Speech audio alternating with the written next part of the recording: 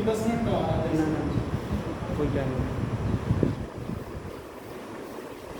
ठीक है।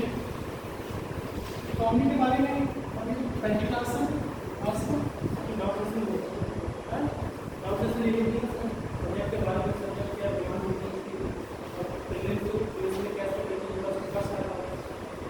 Demo class आप लोगों के लिए नहीं है एक्चुअली तो हम कोई नहीं खाते काम क्या करोगे किसी पाल आपका पेज पे क्लास चरण से आपका हर्षिता पुष्पा ये वाले बच्चे हैं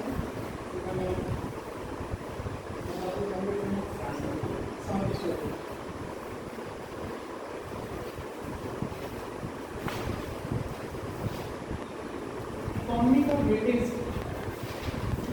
अभी देखेंगे यूपीएससी के हिसाब से तो प्रीलिम्स में लगभग 15 से 20 क्वेश्चन आते हैं। ठीक है, तो जो इकोनॉमी के क्वेश्चन आते हैं यहाँ पे 15 to 20 क्वेश्चन कभी इससे ज़्यादा भी हो जाते हैं। इसमें एक्चुअली में कॉन्सेप्ट प्लस करंट का मिक्सचर रहता है। किसी भी सब्जेक्ट का जो करंट होता है अगर आपके कॉन्सेप्ट क्लियर है तो करंट में सिर्फ कुछ परसेंट उसमें से 10% या 15% चीज़ें चेंज होती है, उसका अप्लाइड फॉर्म आता है।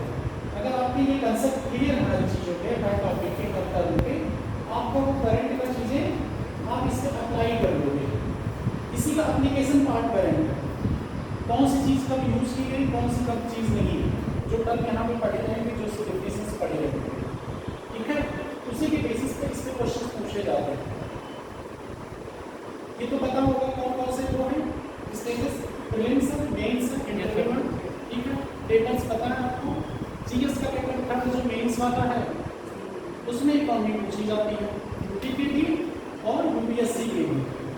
ठीक, उसमें आपको कई सब्जेक्ट की नॉलेज पूछी जाती है। एक्चुअली तो जीएस था भी है, इंटरनल सिक्योरिटी भी है, साथ में डिजास्टर मैनेजमेंट भी है, एनवायरमेंट भी है, बट इकोनॉमी का पार्ट ज़्यादा है सबके एप्लीकेशन। इकोनॉमी में हम लोग और यूपी में इकोनॉमी एक्चुअली पूछी जाती है वो ज़्यादातर फैक्चुअल बेसिस पे पूछी जाती है यूपी पीसेस से। बहुत ज़्यादा टर्म स्पेसिफिक बजट के रिलेटेड क्वेश्चन आते हैं या आपकी किसी पॉलिसी के रिलेटेड क्वेश्चन आते हैं या किसी इकोनॉमिक्स की थ्योरियाँ आती हैं ज़्यादातर। अभी तक जो है मैं उस ट्रेंड के हिसाब से बता रहा हूँ, ऐसा नहीं कि अगली बार वो चेंज कर दे तो ट्रेंड चेंज हो जाए तो फिर, क्योंकि अनप्रेडिक्टेबल एग्जाम है। क्या चीज़ें कब ट्रेंड चेंज कर दें, कोई भी टीचर या पढ़ाएगा तो किसके बेसिस पे प्रीवियस पेपर के बेसिस से ट्रेंड चलना होता है। ठीक, आगे वो स्पेकुलेट किया जा सकता है कि किस तरह के क्वेश्चन आ सकते हैं, इसलिए पूरा सिलेबस कवर करना जरूरी होता है। कैसे क्वेश्चन पूछेंगे लोग, उसमें जो इंफ्रास्ट्रक्चर पार्ट है बहुत सी चीज़ें जो आप पढ़ेंगे धीरे धीरे। ये पार्ट है इकोनॉमी का। अब इकोनॉमी शब्द ही अपने आप में एक चीज़ें समझ में आ रही है कि आप लोगों को इकोनॉमी है क्या बताओ। आर्थिक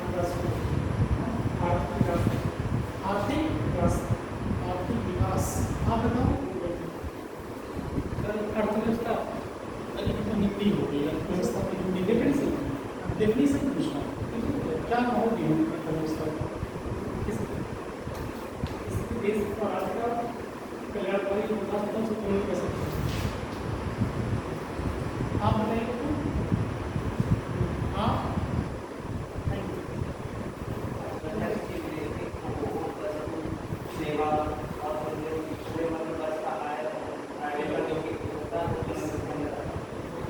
समझा आप लोगों ने, मैं उसको सिंपल लाइन में समझाता हूँ। गुड्स एंड सर्विसेज पता है, वस्तुएं और सेवाएं, वस्तुओं और सेवाओं का प्रोडक्शन, उत्पादन करना, उसका डिस्ट्रीब्यूशन करना। जो ये सिस्टम क्रिएट होगा, इससे एक इकोलॉजी क्रिएट करनी पड़ेगी ना, एक इकोसिस्टम, वो क्या होगा तो आपकी इकोनॉमी कहता है। इकोनॉमी में बेसिकली दो टर्म बहुत इंपॉर्टेंट होते हैं, कहीं भी लगाओगे आप, demand and supply.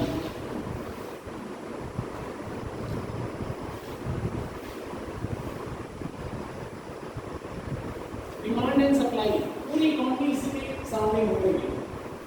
Demand and supply किसकी, गुड्स एंड सर्विसेज की।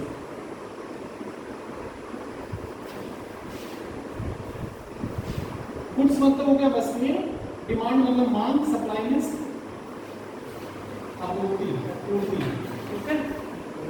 अच्छा सर्विसेज, अभी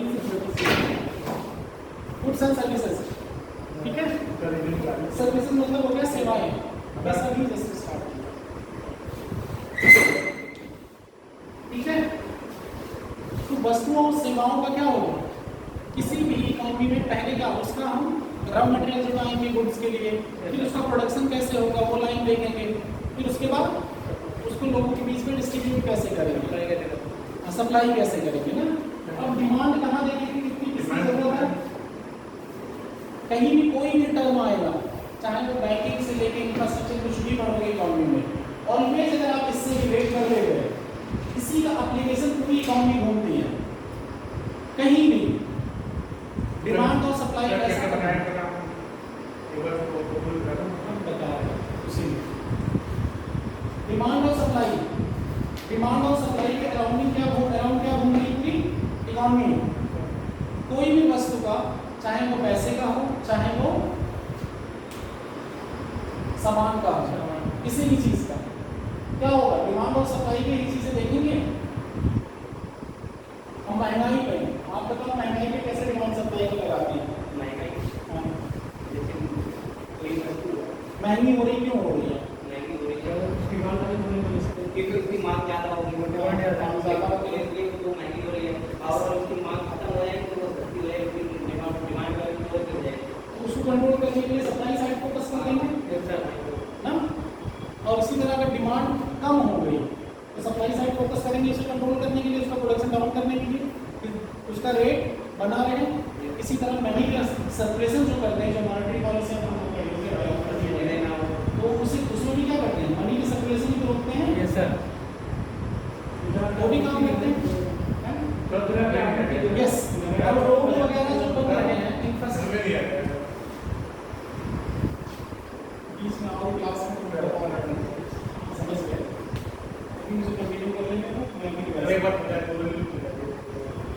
मैंने इसलिए बताया इकोनॉमी क्या होती है, ठीक है। इकोनॉमी के बाद मैंने ये बता दिया कैसे क्या क्या क्वेश्चन आते हैं प्रीलिम्स में, क्योंकि तुमको पता है कि पीछे बच्चे किसके साथ होते हैं। और उसके बाद हमने बताया आपको कि पूरी इकोनॉमी किसके अराउंड रिवॉल्व करती है, डिमांड और सप्लाई के। कोई भी इकोनॉमी कॉन्सेप्ट डिमांड और सप्लाई, और डिमांड सप्लाई किसकी, गुड्स एंड सर्विसेज की, ठीक है। इसी के सराउंडिंग हम पूरे कॉन्सेप्ट जितने भी पढ़ेंगे पूरी इकोनॉमी में, इसी के अप्लाइड पार्ट होंगे। और इसी का अब उसमें नए नए जो वर्ड आएंगे वो भी इन्हीं सब चीज़ों के लिए अप्लाइड होंगे। सिर्फ वो वर्ड टर्म दे दिया जाएगा क्योंकि कितनी बड़ी इकोनॉमी होती है, हर छोटे छोटे सेगमेंट डिवाइड करने पड़ते हैं इसके लिए। तो जो छोटे छोटे सेगमेंट डिवाइड होंगे उसके बेसिस पे क्या करेंगे, हम इकोनॉमी को कंट्रोल करेंगे। अब इकोनॉमी में आगे आता है इसी करके माइक्रो इकोनॉमी और micro economy, micro and micro. एक समष्टि कहते हैं, व्यष्टि कहते हैं हिंदी में। समष्टि वर्सेस माइक्रो को कहते हैं माइक्रो व्यष्टि, माइक्रो को व्यष्टि कहते हैं, माइक्रो व्यष्टि बोलते हैं, माइक्रो बोलते हैं समष्टि ना, समस्त मिला के माइक्रो बड़ा कर माइक्रो होता है छोटा, हाँ व्यष्टि समष्टि हो गया, ठीक है ना। माइक्रो इकोनॉमी में हम ज्यादातर माइक्रो में देखो इंडिविजुअल लेवल पे चेक करते हैं इकोनॉमी, मतलब किसी इंडिविजुअल प्राइवेट कंपनी ऑर्गेनाइजेशन होगा, छोटा ऑर्गेनाइजेशन, उसके जो लेन देन होंगे, उसके एम्प्लॉय की सैलरी, उसकी जो लागत लगेगी, उसका अध्ययन इसमें होता है। टैक्स नहीं टैक्स कंपनी जैसे तुम जैसे अपना घर चला रहे हो, वहाँ की जो एनालिसिस करोगे कितना इनकम होगा, कितना बाहर जाएगा, ये सब माइक्रो में आएगा। माइक्रो आएगा गवर्नमेंट लेवल पे, माइक्रो आएगा गवर्नमेंट लेवल पे, कई कंपनियां, कई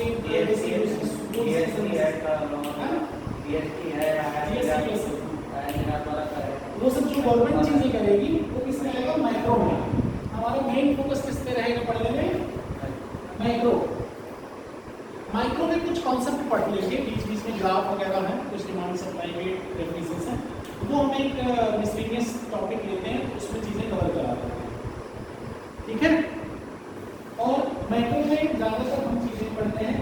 गवर्नमेंट की पॉलिसीज के रिलेटेड, बैंकिंग के रिलेटेड, इंफ्रास्ट्रक्चर के रिलेटेड, बैलेंस ऑफ पेमेंट जो बाहर से लेन देन हो रहा है इस पे, जीडीपी, एनडीपी, एनएलपी, ये सब क्या होता है, एग्रीकल्चर हो गया, ये सब चीजें देखेंगे। ठीक है, ये हो गया माइक्रो और माइक्रो।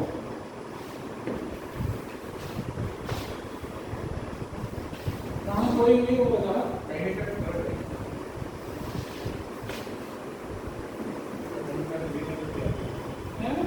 ये नेट में 15 से 20 मिनट गया।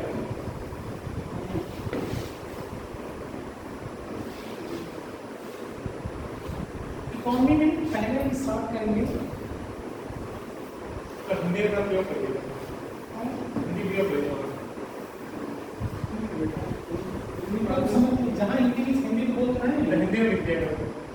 ये भाई बोले हिंदी माध्यम से क्या होता है, हिंदी का हिंदी में नहीं पढ़ा है तब मैं बोली ना हिंदी के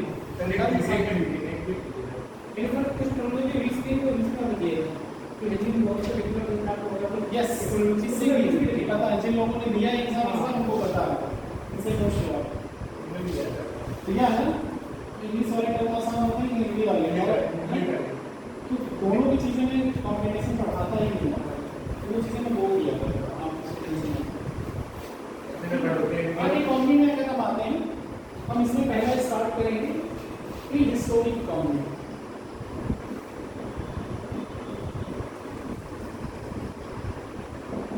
स्वतंत्रता से पहले जो इकोनॉमी भारत की कंडीशन थी, पहले हम वहां पे देख लेंगे, उसका व्यू लेंगे। ठीक है, उसके बाद कुछ चीजें पोस्ट इंडिपेंडेंस की इमीडिएट जो पॉलिसियां होंगी, सारी नहीं, इमीडिएट जो चीजें गवर्नमेंट ने स्टेप उठाया है वो चीजें देख लेंगे। ठीक है,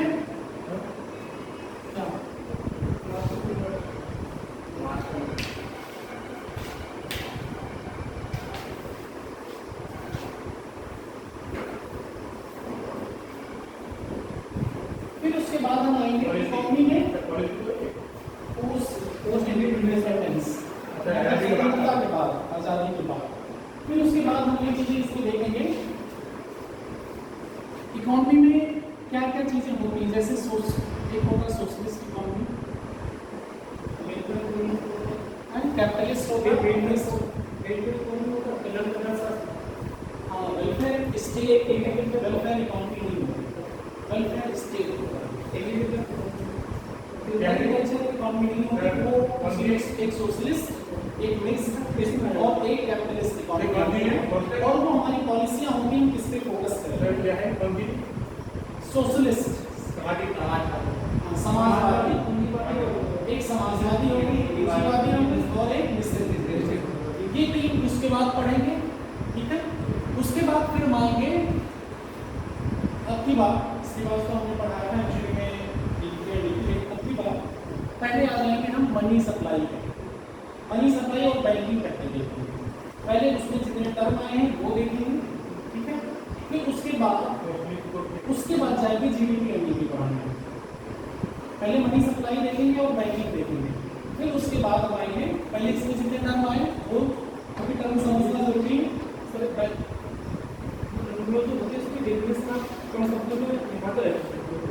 समझाते रहेंगे और लिखवा भी देते हैं, ज़्यादातर हम ट्री डायग्राम में तोड़ के समझाते हैं उसको, जिससे आपको चीज़ें याद हो जाए और बुक इस लैंग्वेज में लिखनी पड़ती है।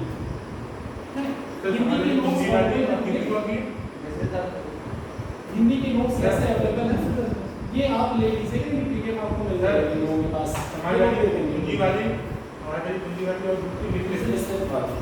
ठीक है, उसके बाद ये चीज़ें देखेंगे मनी एंड बैंकिंग, इस तरह स्टेप वाइज चलेंगे आगे। फिर जीडीपी एनडीपी, फिर बजट, फिर उसके बाद आगे चलेंगे बीओपी देखेंगे, फिर उसके बाद एग्रीकल्चर हो गया, इंफ्रास्ट्रक्चर हो गया, ये सब एग्रीकल्चर इंफ्रास्ट्रक्चर इसलिए ये सब ले जा रहे हैं क्योंकि पहले सारे टर्म तो आपको पता होना चाहिए जो वहाँ टर्म यूज होंगे, क्योंकि वो सब अप्लाइड पार्ट है, उसमें जो टर्म आएंगे वैसे वो क्लियर किए जाएंगे।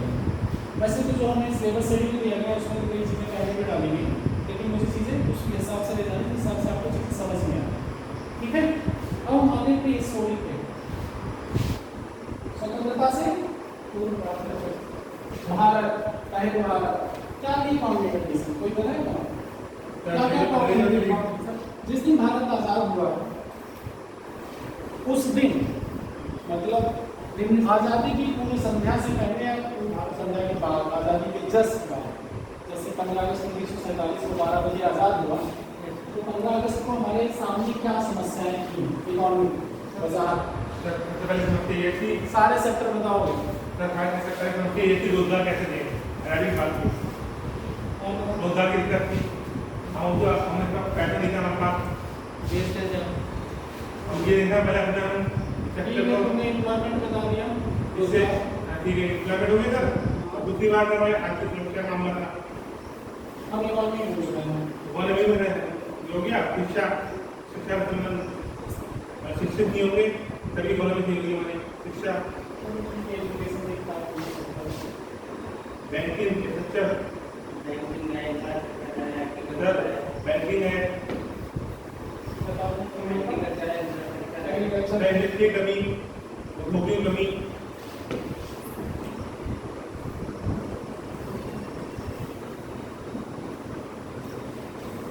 आप लोग भी मतलब आप सोचेंगे तो बोले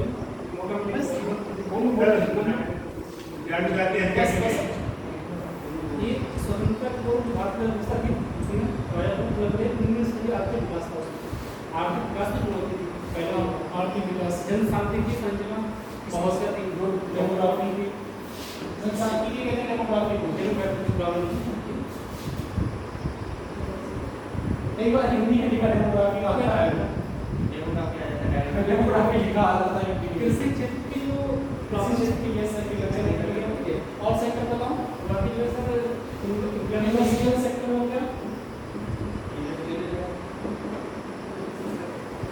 इंफ्रास्ट्रक्चर हो गया, एजुकेशन इसमें कर सकते हैं, एजुकेशन टेक्निकल एजुकेशन है ना, तो एजुकेशन ही एम्प्लॉयमेंट किसी हो गई, डेमोग्राफी हो गया, एम्प्लॉयमेंट हो गया, एग्रीकल्चर हो गया, इंफ्रास्ट्रक्चर हो गया, डेमोग्राफी हो गया, इंडस्ट्रीज हो गई, उसके बाद क्या हेल्थ है। अब एक टॉपिक करते हैं, एग्रीकल्चर। पहले एक टॉपिक है, हम अपने हेल्थ को मौलिक अधिकार क्यों नहीं रखते? क्या इकोनॉमी हेल्थ है ना, तो अपने मौलिक अधिकार क्यों नहीं रखते? अच्छा वो आर्टिकल 20 में पढ़ा तुमने, उसमें है मौलिक अधिकार में मौलिक अधिकार मिलता है तो मौलिक क्या हम ये कहते हैं मौलिक अधिकार सरकार नहीं कहती है, कोर्ट ने डिसाइड किया। आर्टिकल 20 में जाओ, तुमको मिलता है आर्टिकल 20 में डिफाइन इसमें ही बनाया तब मुझे ये है नहीं है, आप हेल्थ ऑर्डर में सरकार क्यों आर्टिकल 21 संस्था अधिकार देता है तो अगर ऐसे ही मौत होती है सरकार में और मौलिक अधिकार है तो दवाइयों की कमी नहीं होती। हाँ आगे इसमें एग्रीकल्चर पे, ठीक है, टॉपिक पे एग्रीकल्चर पे अगर हम देखें तो एग्रीकल्चर को प्री इंडिपेंडेंस era, मतलब जब हमारा देश आज़ाद नहीं हुआ, कहाँ पे इसको प्रॉब्लम हुई, क्या क्या चीज़ें ग्रोथ में प्रॉब्लम कहाँ पे हुई एग्रीकल्चर में। हाँ मतलब किसी और करके इसको निवेश की प्रॉब्लम थी, निवेश की इन्वेस्टमेंट तकनीकी का अभाव, देखते रहो सब लोग टॉपिक जो एक्चुअली आ रहे जो मैं बोल दूँ, अगर आप इस तरह ट्री डायग्राम फॉर्म में हम स्टोरी चले इस तरह बना लिए, इस तरह याद करना आसान रहेगा। जो लोग पुराने हैं पहले ये भी नहीं समझेगा ये चीज़ है नहीं न्यू है, किसी के मैं बता रहा हूँ, पुराने लोगों से अगर पूछोगे उन्हें भी पता चले किस तरह चीज़ें याद करनी, जो एंड टाइम पे लोग फंसे थे इनको भी समझ में आए, ये शॉर्ट नोट ज़्यादा काम आती है क्लास में। इसकी जो चीज़ें जैसे मैंने बोली है, जैसे प्री इंडिपेंडेंस अगर लिख लो, इस स्टोरी की जगह ज़्यादा प्री इंडिपेंडेंस स्वतंत्रता पूर्व, स्वतंत्रता से पहले, आज़ादी से पहले, अब आज़ादी से पहले यहाँ लिख लो, उसके बाद ये रहती है इकोनॉमिक कंडीशन, ये सेक्टर डाल दिए, ठीक है, ये सारे सेक्टर ऐसे लिख दिए, इन सेक्टर पे हमें फोकस करना है। आपका दिमाग ओपन हो गया था पहले, आप ये पढ़ाने का वेट समझिए, आपकी चीजें जब टॉपिक के टॉपिक को हमने ब्रेक कर दिया, ऐसे आपसे सीधा डायरेक्ट कहा जाता कि स्वतंत्रता से पूर्व भारत की इकोनॉमिक कंडीशन क्या थी, तो आपके दिमाग में तुरंत थॉट आता है क्या?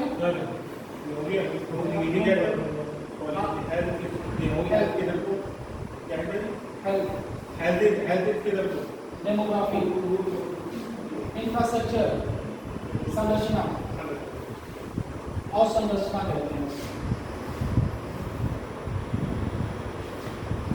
बात समझे आप? मैंने यहाँ पे इस टॉपिक को ब्रेक करा दिया ना। आजादी से पहले इकोनॉमी की कंडीशन, तो आपने कितने टर्म में इसको ब्रेक कर दिया, ठीक है, इतने सेक्टर में। इतने सेक्टर में जैसे ही आपने ब्रेक किया तो आपके दिमाग में थॉट आना चालू हुआ कि नहीं? अब अलग अलग सोचो, अब अलग अलग सोचोगे ना। पहले आपको पता चला आपको किस किस सेक्टर में देखना है, पता चला ना। अगर आपसे डायरेक्ट ऐसे कह दिया जाए आजादी से पूर्व भारत की इकोनॉमी कंडीशन को लिखिए, या आपसे ऐसे लिखवा लिया जाए, आपके पास माइंड लाइन नहीं होगा। आपको किस किस सेक्टर को फोकस करना है, आपके सामने पहले आ गए सेक्टर्स, उस सेक्टर पे आपको एक पेज आप लिख देंगे ना, आपको चीजें समझ में आएंगी, रिलेट कर पाएंगे ना। ये तैयार हुआ। अब ये तैयार होने के बाद अब आप एक एक सेक्टर पकड़ो। अब एग्रीकल्चर में पकड़े तो एग्रीकल्चर में आपके सामने थॉट आना चालू हो जाएंगे। होल टॉपिक जब तक आप ब्रेक नहीं करोगे छोटे छोटे टुकड़ों में, तब तक वो चीजें कवर नहीं होंगी। तो आप अगर अब आ गए एग्रीकल्चर पे, एग्रीकल्चर से अगर हम चलते हैं एक एक टॉपिक लेके,